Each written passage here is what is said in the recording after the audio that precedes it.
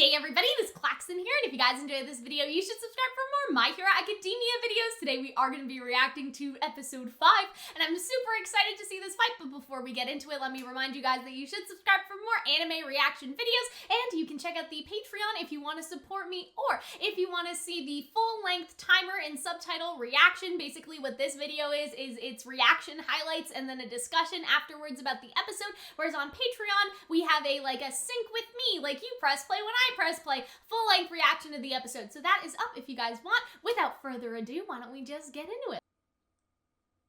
Oh, yikes!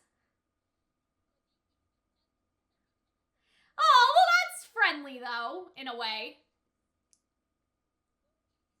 Oh, well that's nice. Oh, see, that's what I said! Yeah! Right? Yeah, that's what I said! Girl, oh my god, I'm like, that makes me happy. Oh, they're rivals now. Oh boy. You didn't need to go that hard. This is like so edgy. Oh my god. Oh yeah, because what if he can like go into his shadow bird, right? Uh-oh. Yeah, see, he's controlling it, isn't he? Uh-oh. Yeah, I think the guy's controlling it. That's not good. Oh, he got him. Yeah, that's what I'm saying. He's controlled by the darkness guy. Because, like, if it's shadow and he can go into any shadow, he can go into the shadow. Can't you use your light beam or something, sir?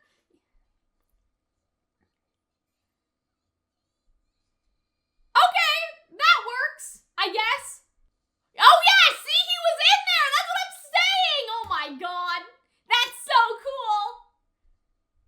Ah, nice. But no, but now he can escape because he can go up the tube. Oh gosh. I love this. Oh my god, I love his cork. Yeah. Crime. Uh-oh. I love Hawks. Hawks is like a flew the briefcase gently away. Briefcase gently away. Bro, you gotta learn to fly, sir. I hope that that's what we're getting at. Like, I hope that Tokoyami can fly now, because, like, he's just getting left alone. Oh, damn. He's like, I wanted to actually learn, bro. What? Really? No. Oh, he's pissed, bro. Oh, man, he was just using it for information. Oh, that's so cool. So he was learning how to keep up with him. Ah, so he's like... He, like, has a shadow over him to carry him. That's so cool. Yay! Oh, my God. Okay, this isn't exactly what I meant.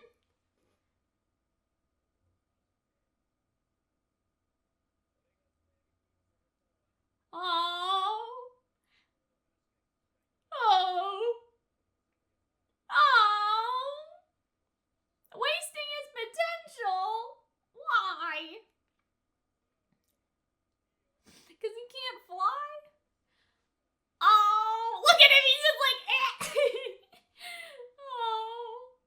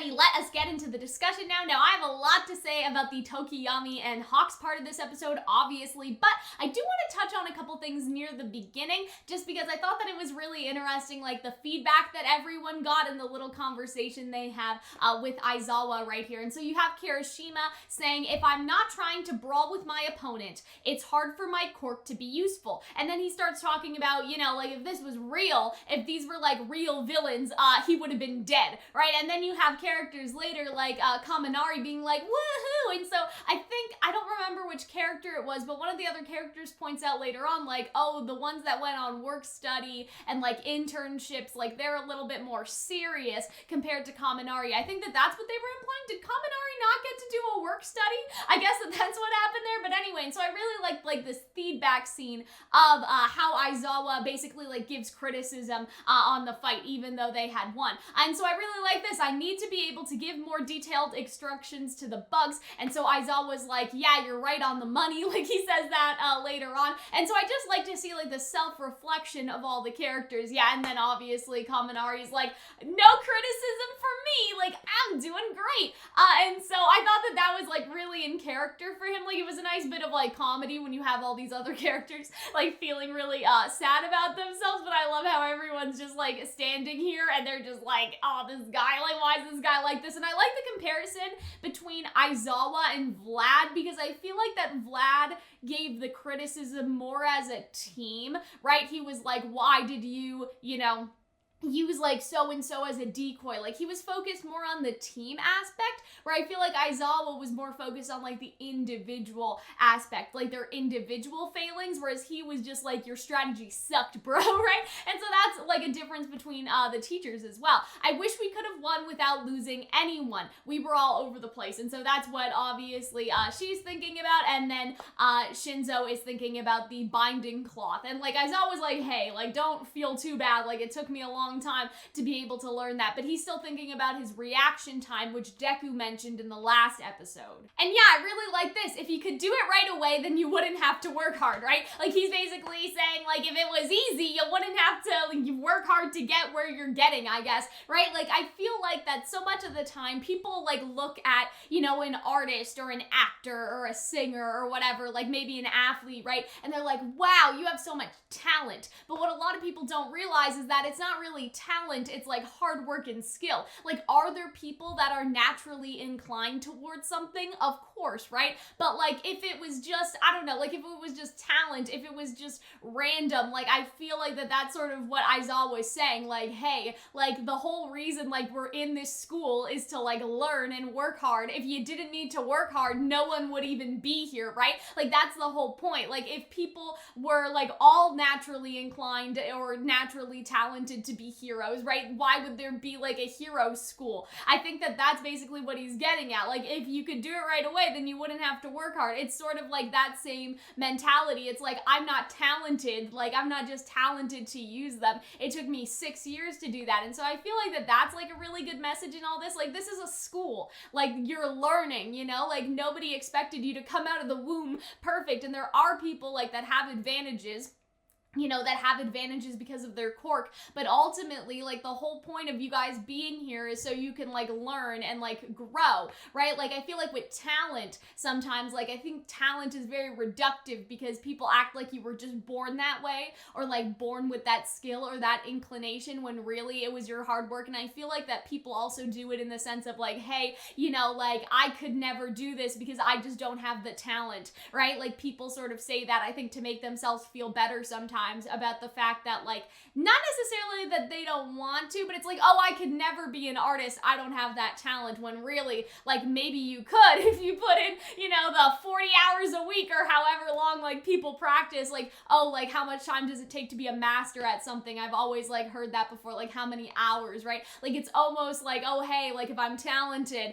that means, or if I'm not talented, that means that like I was just supposed to be this way. You know what I mean? It's like, if I'm not talented, I can use that as an excuse as to why I'm not X, Y, or Z, because I can say, well, all those other people have talent, I just wasn't born that way, as an excuse not to put in the hard work. And so yeah, sorry for that little rambling, but that's just what I was thinking in this scene. Like, it's good that they're focused on like the education side. Like, no one is just born like knowing how to do these things. No one's just born strong. So I think it was Tape Boy who was saying this, and so I don't think that it was necessarily the work study maybe. I think that they're just talking about like the fighting of last season, right? Like, obviously Kirishima was there, right? We've all been through a lot. People died, like, you know, and so I think that maybe that's what they were more getting at. If you experience fighting, like real world fighting against like real villains, right?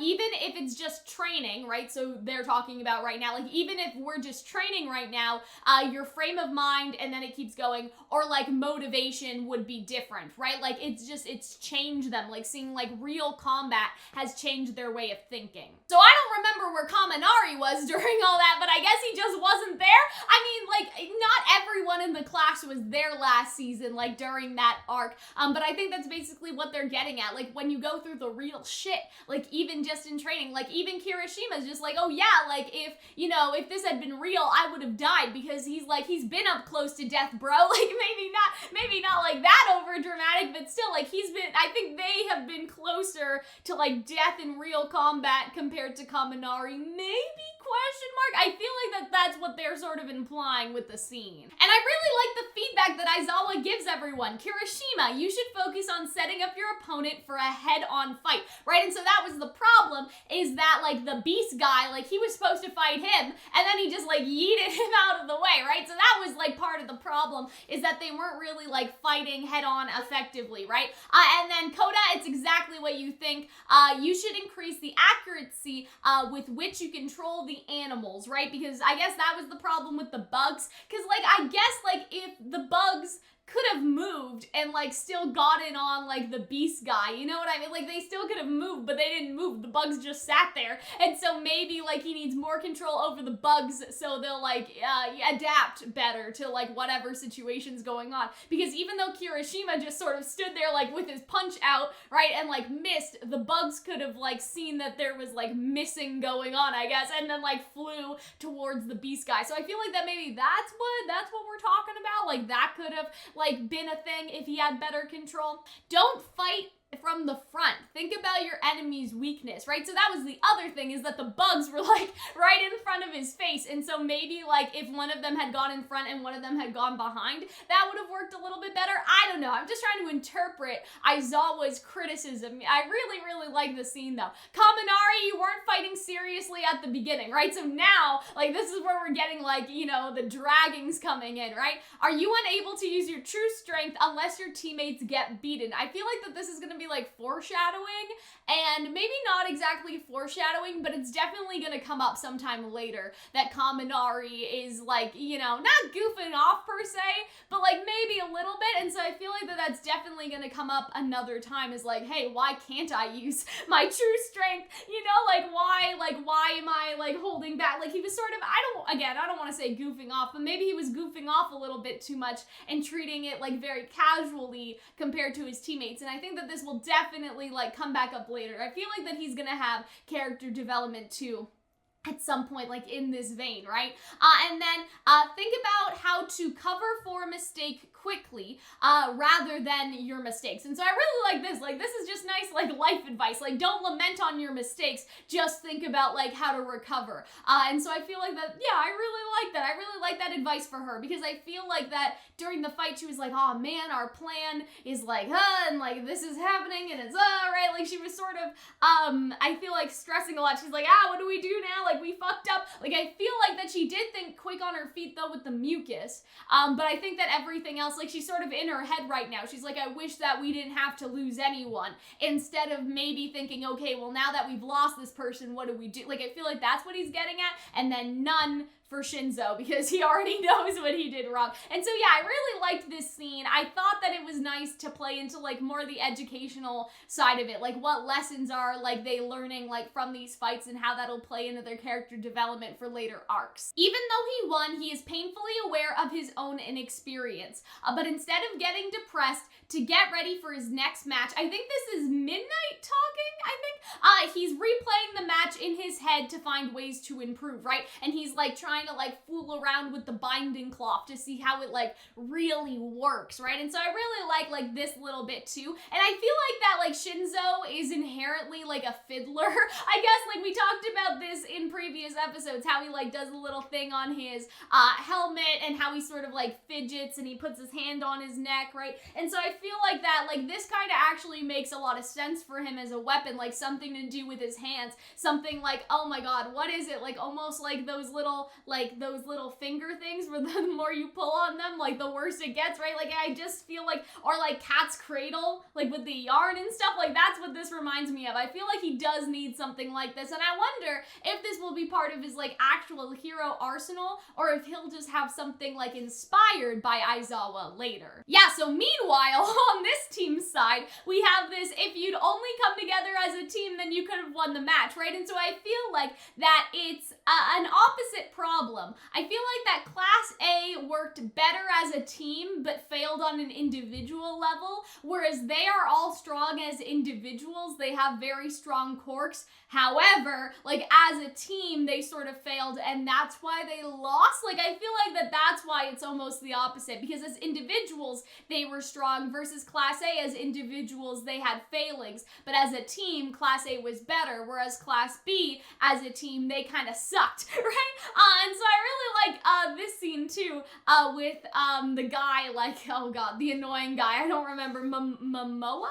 I think, yeah. And so anyways, like, let's come up with a plan to make Class A cry. Like, he's just trying to mind his own business, and he said, hey, I'm looking forward to fighting with him, right? And so, look at him, he's just so excited, because he's like, hey, like, you have a grudge, you know? You have rivalry, right? Something that'll shut them up. So I thought that was, I really liked this scene. I thought that was a nice bit of, like, levity, and also just to show, like, this man's insanity, and just how, like, unimpressed he is. He's just like, bro, just leave me alone.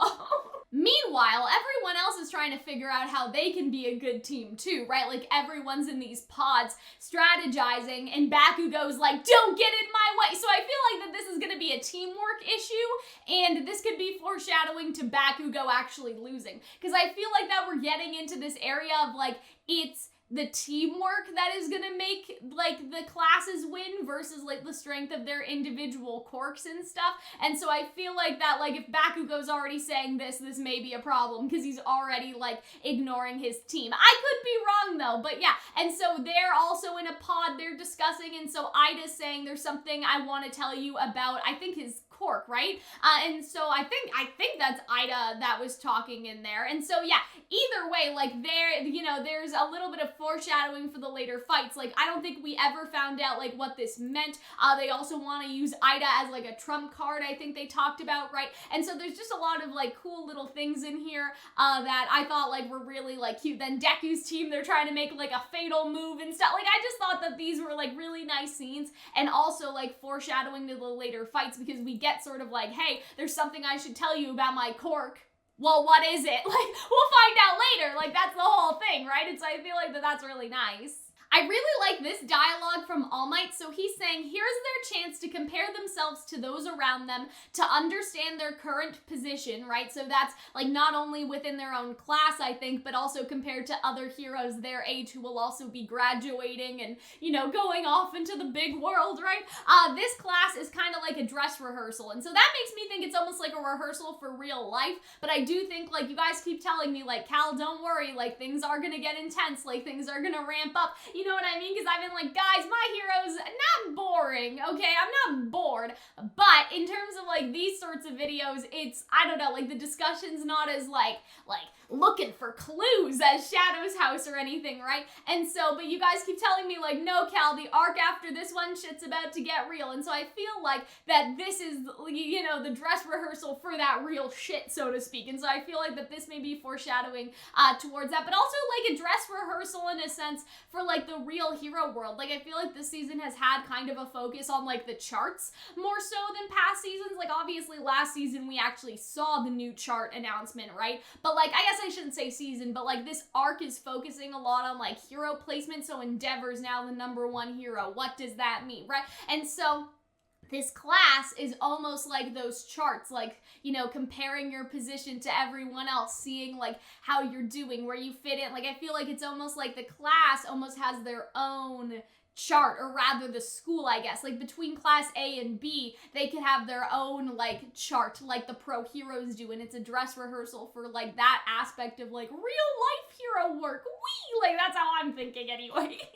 Now, I really enjoyed this conversation because I feel like that this is like so much like real life, and I know that that sounds obvious, but I'm just thinking like in terms of YouTubers and stuff. Like think about like how many YouTubers are compared to each other just because like they either cover the same things or maybe they have like a similar dynamic. Like for example, okay, like say like you're, you know, streaming on Twitch and you're in like the gaming like section, right? Like I feel like that, especially if you're a girl, I think that guys do like go through this as well. Like, you know, you have people like if you're playing Fortnite, people are gonna compare you to Ninja, like it's gonna happen, right? But I do think that like, especially like in smaller spaces, if that makes sense, or more like niche like areas, because gaming's very like broad, right? So I like, even we have to narrow it down even further to one specific game or like one specific like show or something. And so I do feel like that like this is a really big struggle. Like think about Ruby, okay? I know some of you don't want to, but you know, we're gonna think about Ruby. And so in terms of Ruby, you know, you have a very small group of people, maybe at max, probably like 40 different YouTubers, maximum 40. I don't think that there's any more posting regularly than that. Maybe 30. I think that there's probably more like 30. You have 30 YouTubers all in the same space that all cover Ruby, and I think a lot of the audience like compares us to each other, even though we may not necessarily do that, and we may also not necessarily appreciate that either, right? Like that sort of comparison. Like you're immediately put in a box. I think that's even what she says, and you have this imagery of like Momo like pushing on the box, right? And so I feel like that like this is just so true, and I can imagine how it is for heroes, right? Because you have like, oh, you know, they were both in the beauty commercial, and there seems to be like beautiful hero type like dynamic, kind of like Mount Lady, right? Like that sort of thing. Or even like Midnight.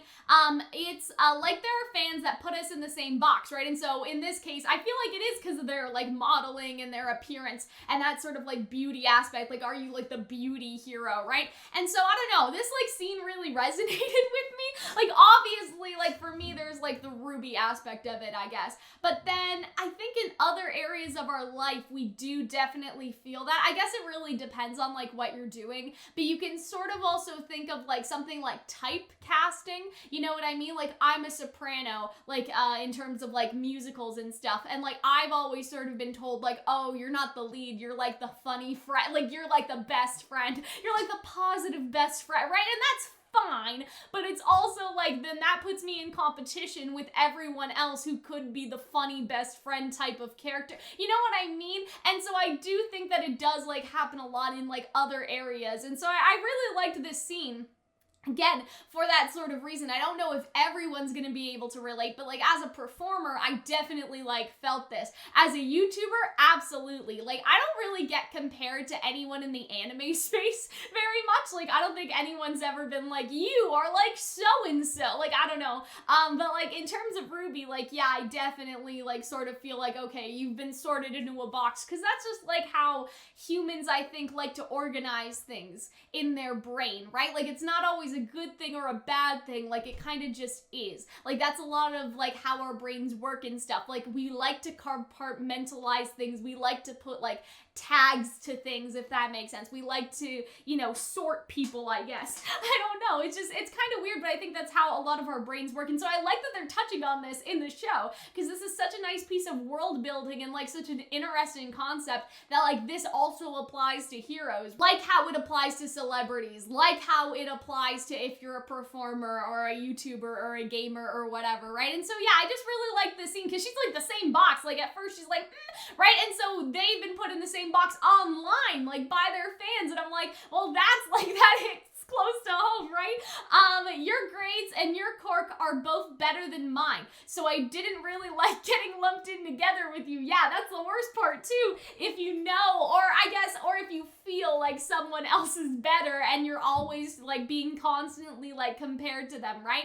Personally, I've been wanting to fight you properly, right? So she has something to prove now. It's that sort of underdog. Like, between them, she's the underdog, whereas, like, you know, I think Momo is more of the, like, the lead, I guess, right? Like how I just talked about, you know? And so I like this. With all my heart, I accept. Like, this is just so, like, nice and gracious, so I did really like this. So it's funny how we start with the, like, real rivalry between them two, but then we get this fake rivalry between Tokoyami and this guy, right? Because he's just trying to set it up, you know, like, for the fight. Like, he's trying to set up this narrative so he can use it later, which is very manipulative. Like, I actually really liked this part of the episode, right? You're the same type as me, so they're talking about, like, cork and stuff. So he's just like, yeah, like, we were fated to be rivals. And this is the foreshadowing towards the idea of, like, yeah, right, you know what I mean? Like, like, that may not be good later, because I saw this, like, coming from a mile away. Like, the fact, like, oh, if you can merge with any darkness, what's stopping him from merging with Tokoyami's, like, bird? Like, it was not looking good, sis. And so I really like that.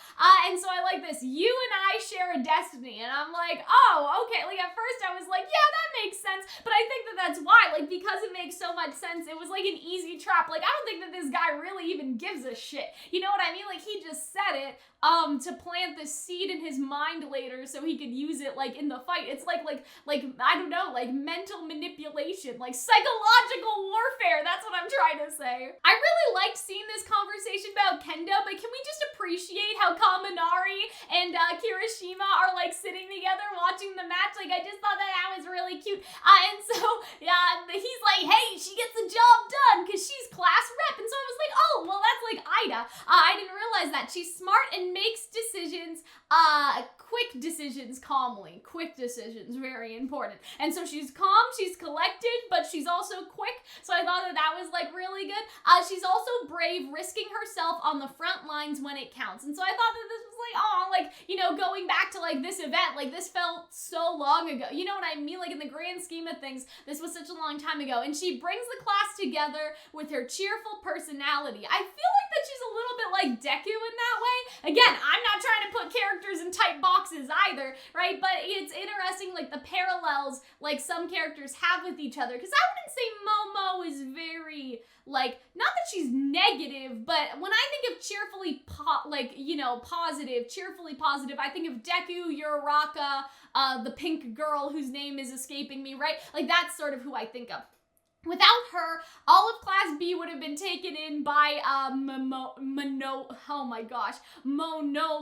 And so, yeah, like, that's, like, another thing that I thought was really interesting is, like, oh, like, you know, she keeps everyone else level-headed as well. And so I thought that that was, like, a nice addition. She's Class B's big sister. Why do I feel like something bad's gonna happen to her because they said that? So this was absolutely the first sign of trouble, right? Because he's like, I'm off, and he just, like, gets onto the back, I guess, or, like, inside of the shadow of the bird, which is, like, not nice. And then he's like, he got me, right? And then, like, he literally, like, gets punched. Like, Tokoyami gets punched by his own bird, and he's, like, attacking, like, you know, his friends and stuff. Is it someone from Class B's Quark? I am surprised, though, that nobody saw this coming, because they did already know that this guy had a shadow quirk. So I'm very surprised that Tokoyami didn't consider it a possibility, because they literally said, like, he can merge with darkness. Like, they literally talked about that, right? So he was inside Dark Shadow, and so yeah, that was where everything went wrong. You and I share a destiny, and so I like this. Again, it's planting these seeds of like, hey, we share a destiny. But I do really like, even though it's a false destiny, like, even though he's just saying this, like, realistically, he is like a great counter to some extent to Tokoyami's like quirk in a way that I wouldn't necessarily think of. Because when you think of Rivalry, right, you may think of like darkness and light, you know, like very like basic like that, like in terms of countering, you know, like Pokemon, okay, it's like fire, water, grass, fire beats grass, like it's like rock, paper, scissors, right? Like it's easy to think about like shows with quirks or with like elemental based powers in that way, like, oh, well, obviously against darkness, you know, there's the light. Anyway, so you may think of like, oh, darkness versus light, and we do see a little bit of that just in the sense of like how Invisible Girl, and obviously like I think in the preview, Belly Button is doing his like, you know, his light show thing, and so like there's a bit of that, but in My Hero Academia, like things are not necessarily that simplistic, right? It's not like the rock, paper, scissors type situation. It's like literally more so like, hey, like there's like slight like counters that you may not necessarily expect, and I really like that, right? Because if he had like a light quirk, that would be one thing, but like he has a shadow quirk and he can, you know, counter Tokoyami's shadow in a very like interesting way, and I really like that. So Tokoyami accepts the whole rivals thing, right? And then we get into the Hawks backstory, because he's about to show us like the move that he learned with Hawks, and so now we gotta know what he was doing with Hawks. And I love this, like this picture alone just sums up Hawks' character so well, and I love it. I'm here for it. Like just his personality and how he gets things done. And so I really liked this scene, and you have like Tokoyami sort of like walking, and so like that kind of calls back to like he's walking, like he's sort of running on the street, then he's jumping from building to building, and now finally he can fly. So it's like the full evolution. Like in this scene, he's running, and then in the next scene, he's like jumping from building to building, so he's slowly like, you know, trying to catch up with Hawks, and I really, really liked that. And so apparently this is the first time Hawks made an offer after the sports festival for Tokoyami, right? At the internship, I chased after him single-mindedly, and so that's about like, again, the running, right? All of the running. And all I could do was clean up after the incidents he resolved. And so again, like this is the perks to flying, right? Like Hawks can fly, he can't, and so he's like stuck on the ground. Like there's a lot of good metaphors in there. And then, you know, we have this like, oh, we're birds of a feather. Like, why did you choose me? We're birds of a feather, and I want some little information. You know what I mean? I want a little information as a treat, right? Hawks can have little information as a treat. No, I'm 20% serious. Half the reason was because I wanted to talk to someone from class A. So really, like, Hawks is kind of like using him a little bit. Like, again, later he does genuinely help him, right? But like how he's saying it now, it's like, oh, well, yeah, I'm kind of using you a little bit for information.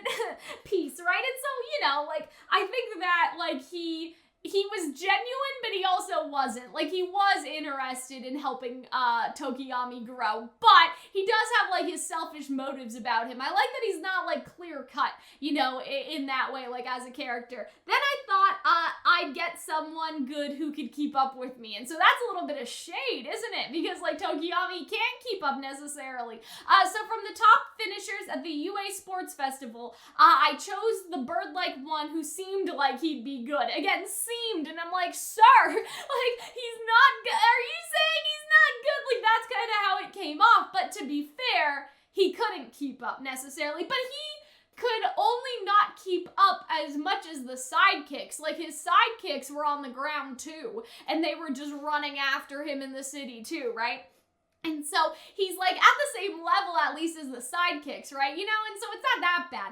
But, you know, he's just like, my frustration started to simmer. I'm not a messenger bird. And so I really, really liked that line. I thought that was so good. And I really like this scene because he says my week-long internship ended without me learning anything. And then somebody, I don't remember who was talking to him, and he's like, oh, nothing special. And he's like grabbing his knee. He's so angry. Like he just needs to like clench, if that makes sense. Clench something. something, right? Because he's so mad about how things ended and the fact like he was just chosen to be used, I guess, instead of being chosen like on his own like merit of skill. That's sort of how I read it. Between the internship and the work study, so then again, I got picked for the work study too, and he's like, why?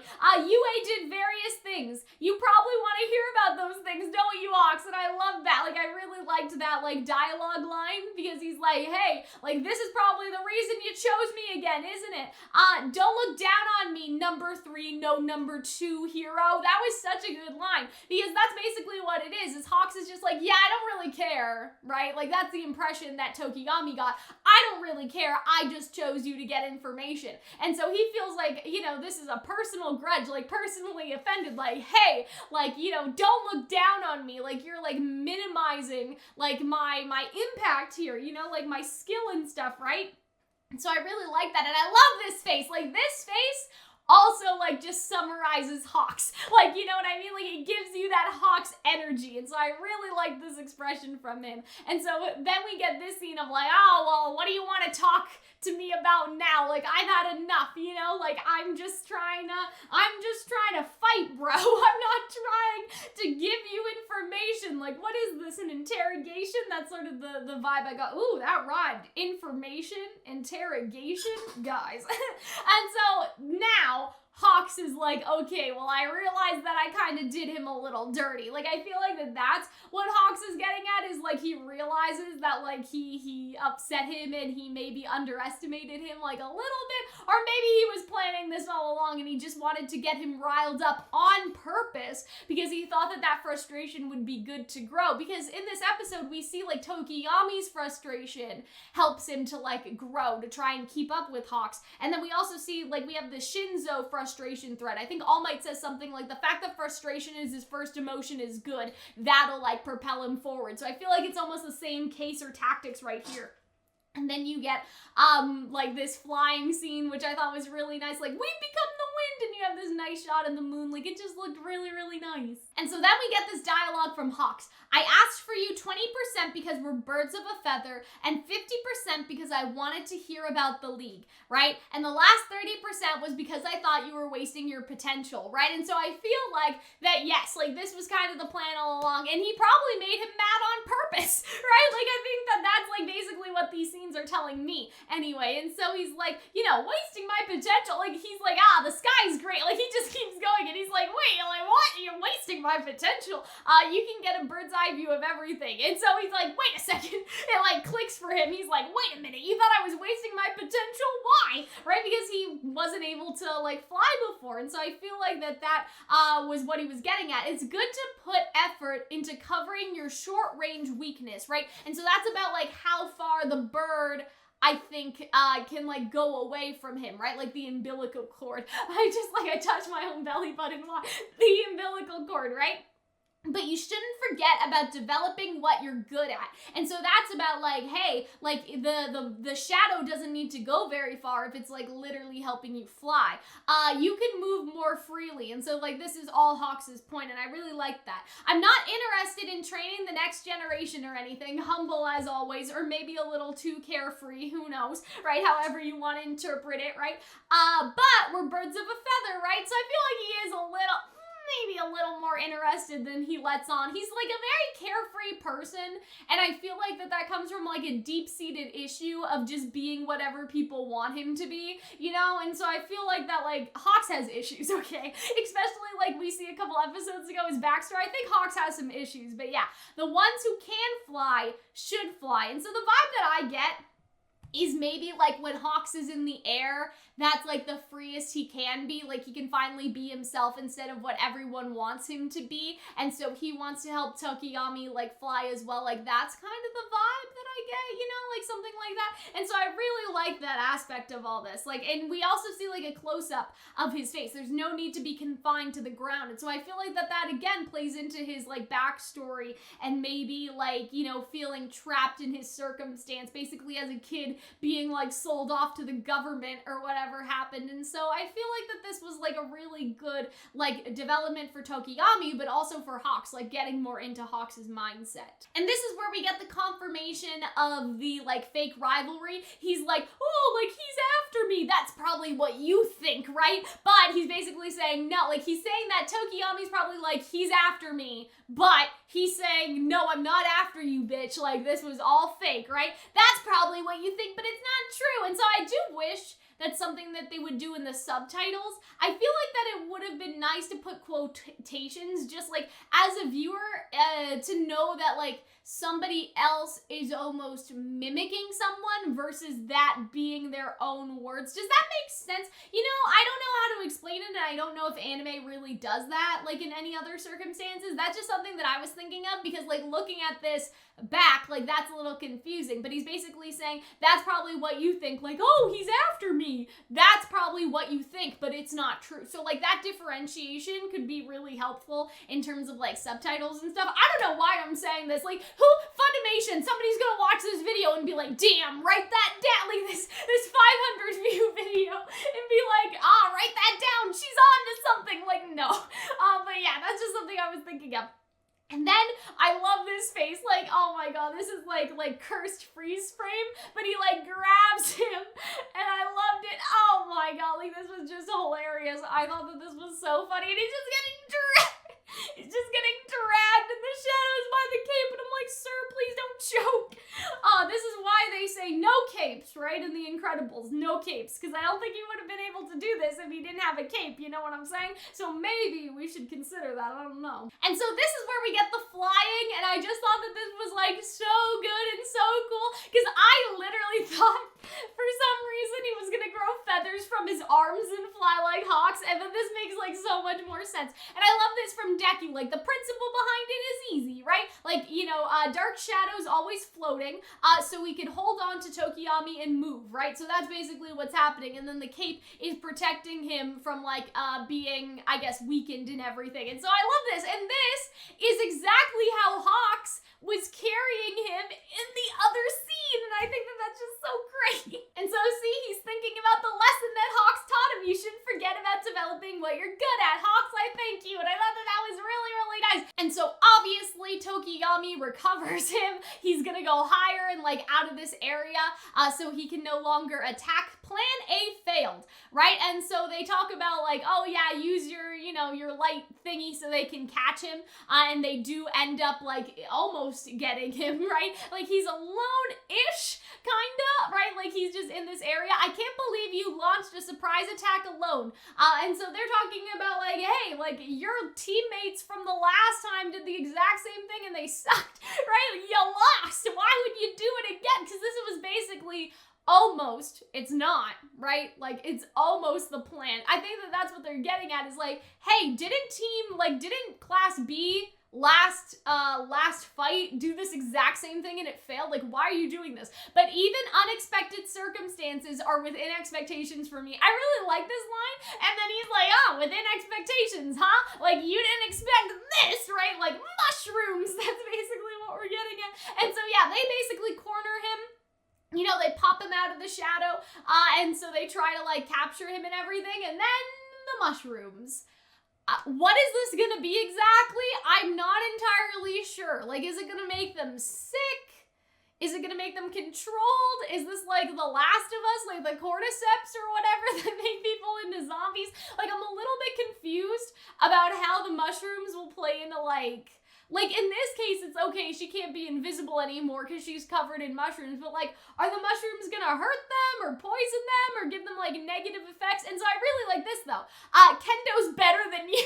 He just said it, right? And so it's just as Kendo said, if there's light, then plan A failed, right? So that shadow guy, like plan A, his plan failed. And so if there's light, if the belly button thing happens, you know, go with plan B. And plan B is like mushrooms. So I don't think that the mushrooms have anything to do with the light. Like, I don't think it's like, oh, if you see light, do the mushrooms because mushrooms like grow better in light somehow. I don't think that that's relevant. The reason why I think they didn't want to do the mushrooms until the plan A failed was because you actually see the mushrooms are covering up the pipes, right? So that would have made it harder for him to like navigate, I'm sure, right? Because even though he blends in with the shadow, he still had to pull, right? He was trying to pull Belly Button Hero along, right? Along the pipe, and so the mushrooms couldn't go there. And so I feel like if there's light, it's not like, oh, this is the perfect time to grow mushrooms. It's rather, it's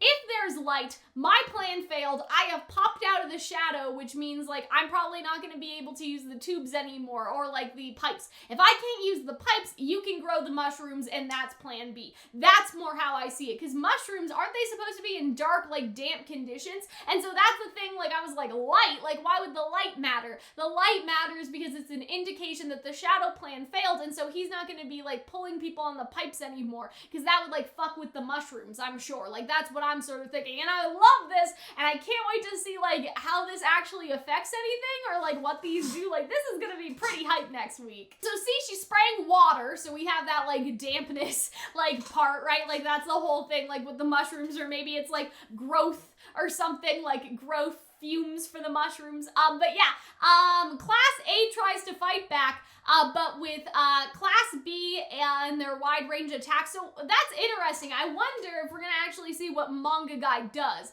because I'm still a little confused about that. Manga Guy's with them, right? But yeah, and so you can see her hiding, and there's like mushrooms everywhere. And so I wonder, like, could this be like toxic gas and stuff? They lose their formation advantage again. I think that Class B is gonna win this one, to be honest. I don't think that Class A is going to win, but I am really excited to see like what can Mushroom Girl do and everything. What will you do, Class A team, right? So she just goes like right for her. So the plan was probably to separate her like from all the rest and like, you know, attack. And so what will you do, Class A team? I don't know. We'll find out. And so yeah, that is basically it from me, guys. I hope that you guys enjoyed my discussion on this My Hero Academia episode. I really enjoyed it. There were a lot of cool themes to think about and talk about and look at. And yeah, that's basically it. And I will see you guys next time. Bye.